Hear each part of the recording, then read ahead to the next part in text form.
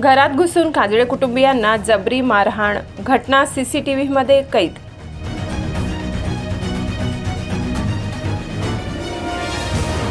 गेल्या 3 दिवसापासून काजळे कुटुंब दहशतीच्या वातावरणात। नवीन नाशिक अंबड पोलीस स्टेशनच्या हद्दीत दिनेश काजळे राहणार N31A167 विजयनगर माताजी चौक खंडेराव मंदिराजवळ यांना दिनांक 1 मे रात्री 10:30 वाजेच्या सुमारास त्यांच्या राहत्या घरात घुसून त्याच चौकात राहणाऱ्या 2 इसमांनी जुन्या भांडणाची कुरापत काढत दिनेश काजळेसह सौ धनश्री भांडण सोडवण्यासाठी आलेला त्यांचा भाऊ यांना त्यांच्या 2 लहान मुलांसमोरच जबर मारहाण केल्याचे समोर आले आहे।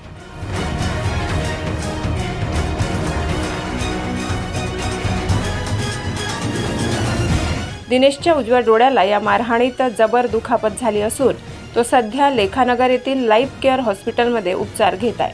मात्र आज 3 दिवस उलटून गेले तरीही अजून सुद्धा अंबड पोलीस आमचा साधा जबाब घेण्यासाठी देखील आलेले नाहीत, असे सौ धनश्री काजळे यांनी सांगितले। तुमचं नाव सांगा। धनश्री दिनेश काजळे। कोणी मारलं तुमच्या मिस्टरांना? आकाश सोनवणे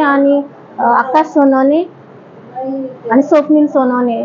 ते आम्ही सगळे एका चौकात असल्यामुळे ते आमच्या घरी येऊन आमच्या घरी मला आणि माझ्या मिस्टरांना मारून गेले। याच्या आधी तुमचं काही झालेलं आहे का? हो, आमचं याच्या आधी त्यांनी गाडीवरून वादविवाद झालेले, त्यांना आम्ही खूप वेळा सांगितलं होतं, पण त्यांनी आम्हाला आता डायरेक्ट यावेळेस आमच्या घरात येऊन त्यांनी आमच्यावर हल्ला केला। तुम्ही या संदर्भात अंबड पोलिसांना तक्रार दाखल केली का? हो, तक्रार दाखल केली, पण त्यांनी आमचे मिस्टरांची तक्रार घेतली आहे। त्यांनी माझा गाऊन वगैरे फाडला, त्याची तक्रार त्यांनी घेतली नाही। आज माझे मिस्टर हॉस्पिटलमध्ये 3 दिवस झालेले, त्यांना आम्ही पोलीस स्टेशनला कंप्लेंट करून पोलीस आमच्याकडे आलेले नाहीये। अच्छा, अजून 3 दिवस झाले तरी कोणी आला नाही? कोणीच आलेलं नाही। अंबड पोलीस स्टेशन मधून कोणीच आलं नाही त्यांची विचारपूस करायला। मग आम्हाला संरक्षण हे कशा कोण देणार आम्हाला? तुमच्याकडे आता पण कोणीच आलं नाही सर। का बरं? ते समोरच्यांचे कोणी पोलीस रिलेटिव्ह आहे, ते नेहमी आम्हाला त्रास देतात की आमच्या घरातले पोलीस येते आम्हाला मरण्याची धमकी देता, मारायची। बरं, ते कोणी पोलीस असतील त्यांनी कधी तुम्हाला काही धमकी दिली का? नाही, पोलिसांनी नाही धमकी दिली। त्यांची जी बहीण आहे ना, ते आम्हाला नेहमी बोलते। सीसीटीव्ही फुटेजमध्ये संपूर्ण घटना कैद झाली असून याआधी देखील याच कुटुंबियांकडून दिनेश काजळे यास मारहाण झाल्याचेही यावेळी दिनेश काजळे यांनी महाराष्ट्र माझाशी बोलताना सांगितले।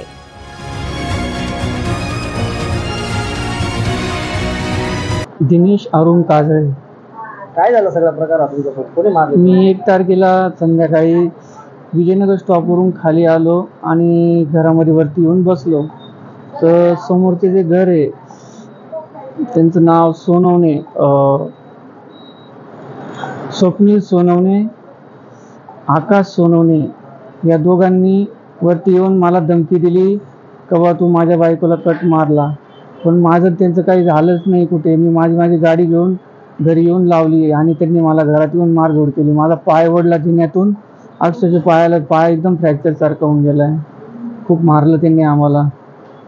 का बरं? तुमचं त्यांचं काही पहिला वाद आहे का? एक ठिकाणी आहे का? हो, एकच ठिकाणी आहे। गाडी ते मला पहिले घरात, मला पहाटे 6ला ड्युटीला जावं लागतं, तर ते गाडीचं आडव्या लावून ठेवायचे। मला मारलं, पहिले एकदा पण मारलं होतं। त्यांचे भाऊ पोलीसवाले, ते म्हणतात माझा भाऊ पोलीसवाला आहे, तुमचं काही पण करून टाकू आम्ही, आणि आमच्या घरात येऊन आम्हाला, माझ्या बायकोला, माझ्या पोरांना आम्हाला मारहाण केली।